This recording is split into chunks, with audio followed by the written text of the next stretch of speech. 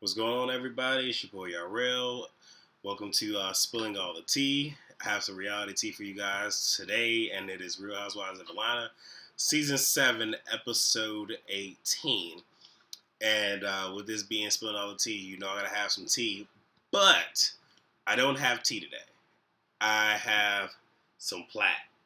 And the reason why is I had a party, over the weekend, and people left some plats, and I can't let some good Bruceys go to waste now. So I'm gonna be sipping on that probably over the next couple of reviews, but I still have tea. So yeah, and I really was gonna have some tea for this, but I was already sipping on that because this shit, Lord help me. And I probably should have broke that sentence up, but it is what it is. Cause this right here, it's getting a bit much, and I have like, what is it, 3 whole pages full of notes, and I'm gonna try my best not to sit here and make this long. I got my little recorder here because I can't see it on here, so I got a recorder going down there. I'm gonna try to give it to y'all as fast as I can, but if I don't, forgive me in advance. All right. But let me go ahead and sip my drink.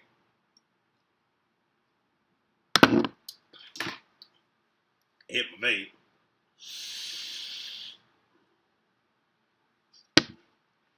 Y'all already know what it is. Y'all know what I do. So, the episode picks up where it left off with No leaving and all this other stuff because she says she feels attacked. Jeff is trying to get her to stay because he's telling her, okay, well, we need you in the therapy. For everybody to make a breakthrough, we need all parties involved. And, you got Portia. She says, she feel like nobody gets her point. I feel like I'm not going to do it with her. I might do it with her. I don't know. But No is telling him that he needs to be worried about his license. And he's like, really? And I'm even looking at her just like, really? You really going to go there? Because she's trying to make it seem like you allowed them to attack me. So your profession is in question. Now, could he have let 2 girls speak, picked a totally different person, and came back to her? Yes. The way he did it was, we're going to pick one person, we're going to deal with this one person, we're going to move on to the next person. But it's one of those which, like, you can't hold a council session and not think that you're not going to be called to the carpet, and you're not going to be held accountable. Whatever. So, she feels like he's taking their side, blah, blah. And, Jeff returns and he asks them why they feel that she left, which I really would have been like, 0 fucks. That's just me, you know what I'm saying? But, Claudia is saying that, we're all saying the same thing. We don't want to fight each other. Portia, she, and Candy laughs at her. Dr. Jeff asks her why she's laughing because he didn't catch the exhale. And Candy mentions Portia, and Portia's just like, just to sum it up the best way I can, Portia feels that if the girls don't let go of past issues, they will always have an agenda. Boo-boo, you have not let go of past issues either. So, I'm hoping this is one of those instances where you're trying to talk or preach to somebody else, but the same exact thing you're saying is actually what you need to hear your damn self. I'm really hoping that's what the case was. But, again, not here nor there. So from there, the girls, for what it's worth, start talking about certain events, and they're having almost like an individual therapy session in the big one. So Portia talks about being bullied and suicide. Claudia talks about being bullied and her mother being white and quote-unquote being called a nigger lover. Kenya, talks about the void that she has with her mother rejecting her. Jeff says that he understands that the baggage that they have can be brought into other relationships. And, they have no power over it if they don't recognize that this baggage exists and deals with it. So Portia says that she agrees, and that's kind of what happened. Her and Kenya is a great example. And I kind of felt like Kenya, like, why are you dragging me into this? It's almost just like you're trying to fight for some relevancy. Again, your peach has been revoked. Now, here's the thing. But you in every scene, I hope that you're getting paid, Portia. And if you're not getting paid, I really would like it better if you were sitting here promoting your shit on here.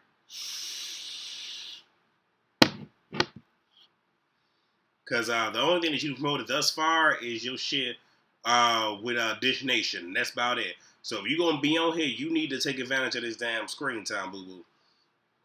So Kenya brings up the charity event that she attended and how, she was a little bit thrown because she called her Miss America instead of Miss USA and was even unsure about the end. You could hear it in her voice.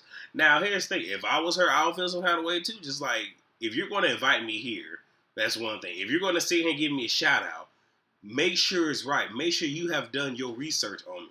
Make sure you're talking about the right shit. So I can understand why, Kenya felt some kind of fucking way about that. I'm telling you, I would have too. Would y'all? Let me know down below. But Dr. Jeff tells them that this pissing contest between the two of them, and that's Portia and Kenya, all it's going to do is result into a fight. So the fight gets brought up. And Portia felt provoked, and having somebody point something in my face, I acted a way that I wasn't proud of. I did not want to do those things. And she says that she wanted to move forward.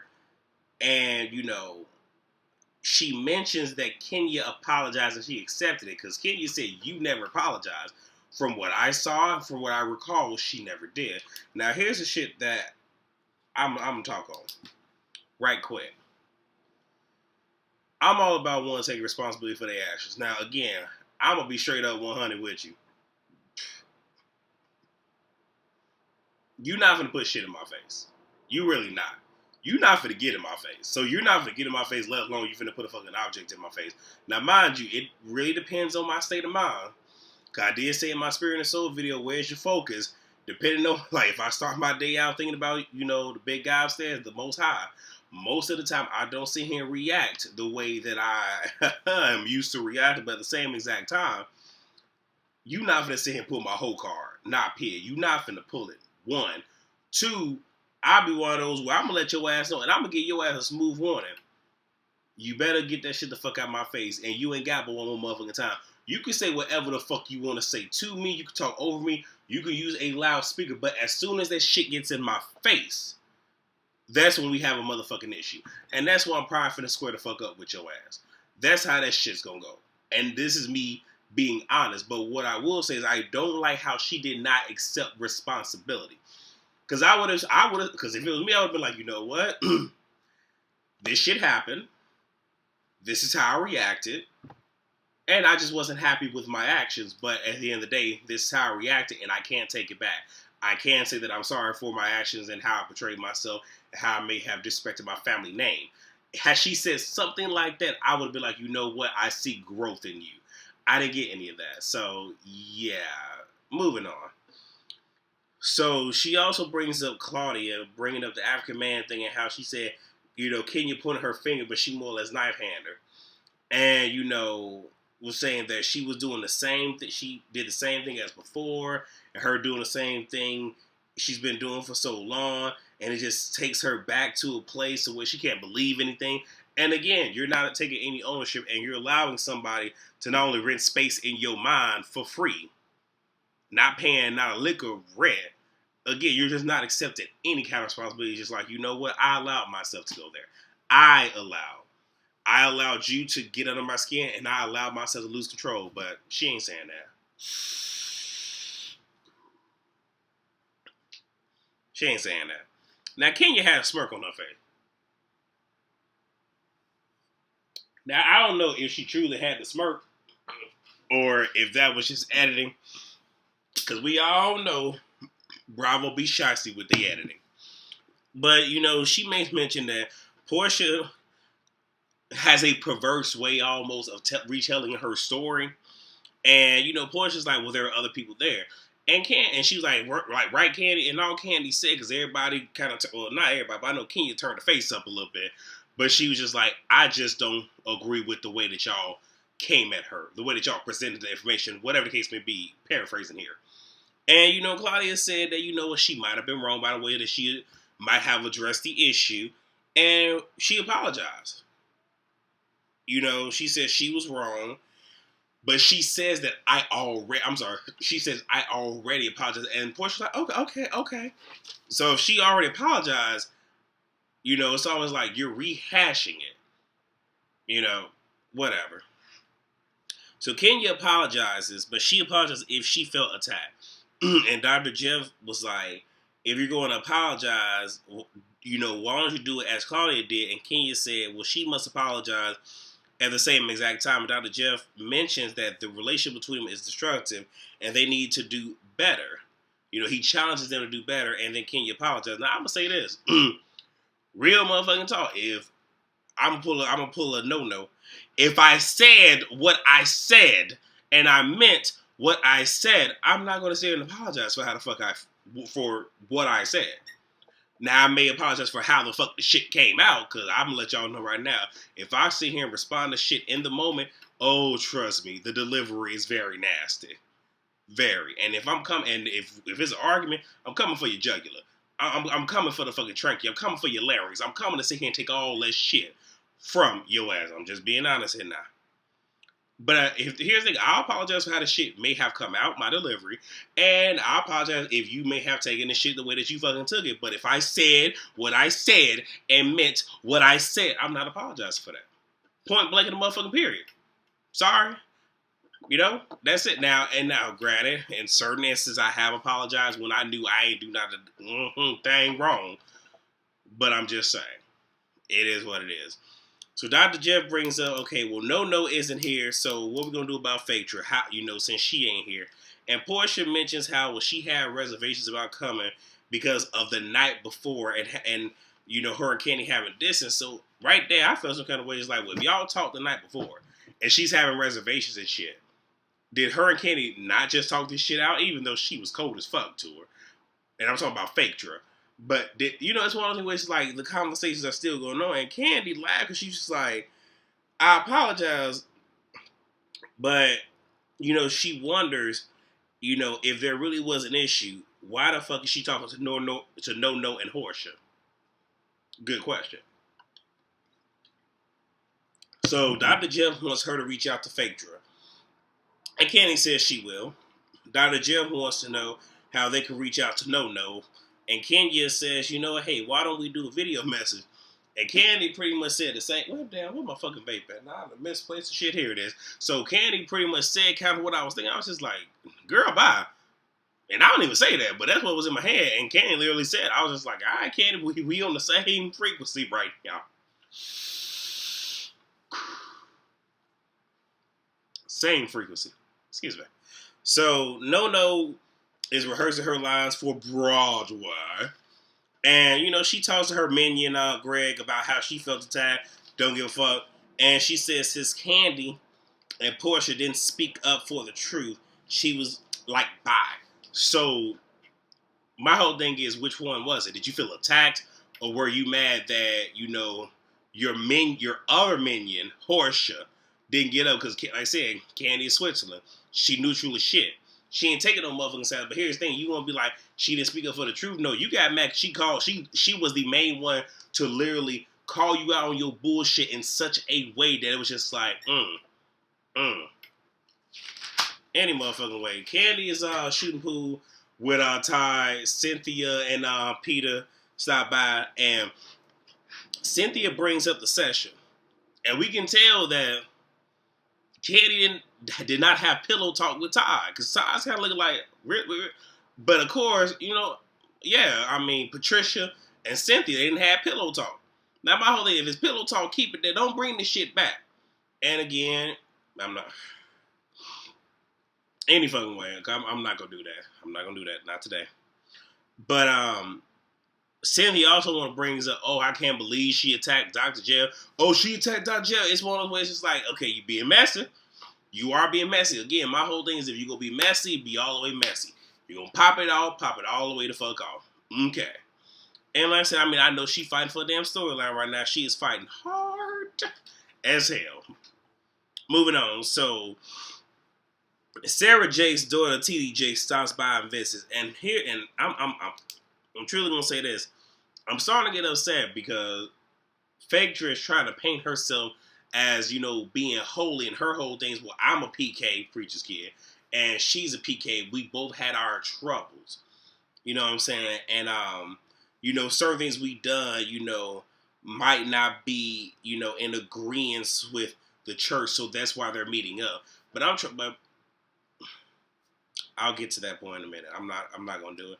But Fake Trip, talks about how the past few months have been hard, but the last 3 weeks have been the worst. And, Sarah mentions, well, having a child at 14 and not, I guess, wanting her marriage to work would be another church mistake. And, she's like, the reality is I'm hurting. And here's one thing I'm going to say. And I'm probably going to piss people off with this, but again, fucks I give. I think that is a big issue because so many of us, we are chasing the church. We're chasing a religion. We're chasing show. We're chasing whatever building or institution that it is. And we're not chasing the spiritual aspect. We're not chasing the relationship. We're not. I mean, I even did a video in my spirit and soul about gossiping, but I also made mention that we can't sit here and point out the sin of anybody else. Because again, if you're being Christ-like, I mean, again, did Christ judge anyone for the things that they did?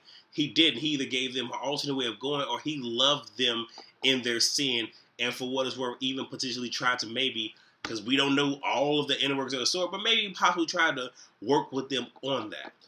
But we're not doing that. Because I'll be the first motherfucker to tell anybody, before you sit here and try to sit here and load your motherfucking gun up, please be ready to go to war with me. Please be ready to go to war with me.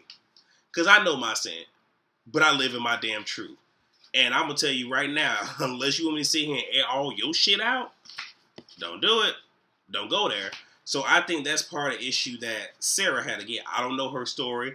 I personally don't give a fuck because I don't sit here and chase after, people and they fucking stories and they lives and shit because I got my own to live. But I watch this, I recap this for y'all. But I'm not sitting here, looking in the face just like, fuck her. Point blank, period.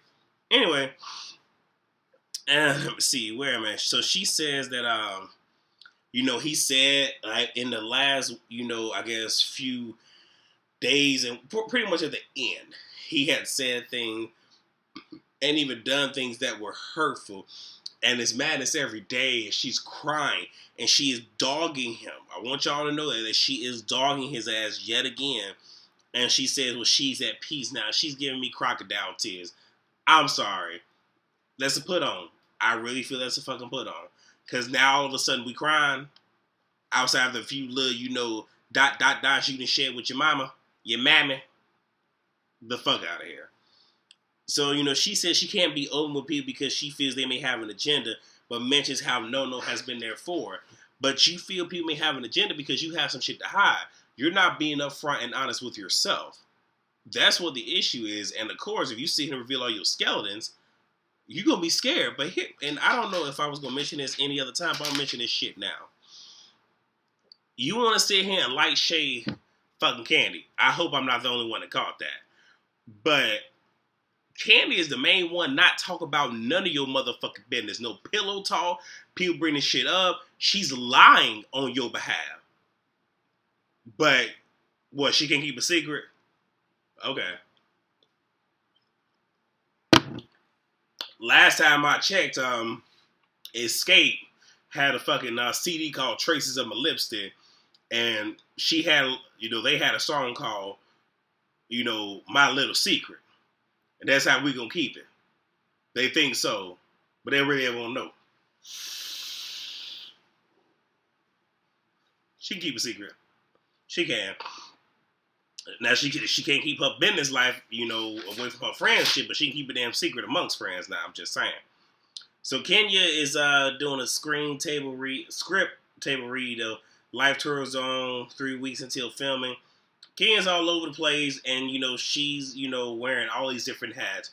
But from what it's worth, the table read went well, all right? Like I said, nothing to say against, Kenya. Again, I'm going to give props and props due, and I'm going to talk about your ass when I need to. I'm going to tell you when you're right, I'm going to tell you when you're wrong. So Claudia, she Skypes with Dr. Jeff one-on-one counseling. He tells her how, she interacts with the girls may play into how she interacts with other people, and he said a lot of truth. in that and other things he said in the previous council session. And Jeff recommends they go on a vacation to have an opportunity to connect in some way. I fucking agree, but this is I don't know if this was truly his idea or what the fuck. But here, I think they already never mind. They already had that planned trip for the season. I think this is his way of just saying, look, try this. It's not gonna be peaches and cream. Y'all not gonna sing Kumbaya, but it's a starting point. I guess post, the council session. So Candace at her Taz clothing store, and Kenya and Cynthia stopped by and shop, and I'm so happy. Candy is not only using this platform to put her businesses out there, because I'm glad we seeing Taz. I'm getting tired of hearing about bedroom candy. I'm tired. Shit, okay, I'm starting to get cavities all this motherfucking bedroom candy talk about. But they catch up, and Kenya mentions how Claudia and Portia met up to see what they can do to get everybody together. And I'm glad they did not bore us with that, but just showed a snippet. And they should probably do that with other shit and leave some of that shit on the cutting room floor. And we probably would be done. We probably would have been done with this motherfucking season by now. So, they catch up, and Kenya, I'm sorry, I said that already. So the trip's in a few days in the Philippines. A few fucking days. I'm telling y'all real would not be going. T Spiller would not be going. Me and all my other motherfucking personalities here, we are all in agreement right now. We wouldn't be fucking going. You not gonna say in 10 about no shit 3 days away. Y'all get the fuck about my face with that shit. All the way the fuck about my face. I'm not dropping shit. I'm not.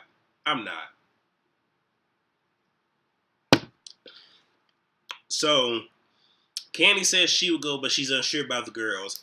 Candy has not called Phaedra, and Phaedra hasn't called her, but she's just waiting to run into her for them to have a conversation. I'm at 22 minutes. I'm going to try to finish this up for y'all right quick.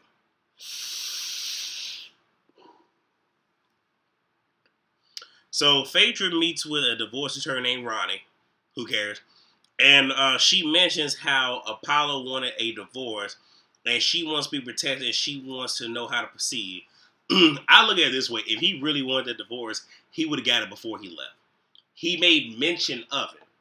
But I think she had this shit in the workings all the whole time, I'm trying to say, y'all. So Ronnie says the prenup is solid, but her question is about the kids. And Ronnie feels that, hey, the kids need to see their father as much as possible. Now, Phaedra in her confession talking about some, I ain't trying to have him in there with all these killers because of shit he did. But she says to her, well, it's so far away, and, if I take off from work, that means, money lost. We ain't seen your ass at work. I think we only seen her at work, what, once? No, I'm sorry. The shit with Derek J. So maybe, 2-3 times this whole entire fucking season? I am buying it. I'm not.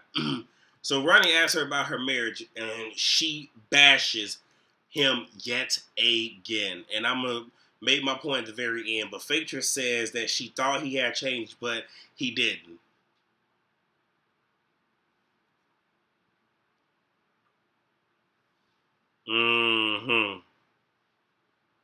But Ronnie tells her this is a process. Just take it slow.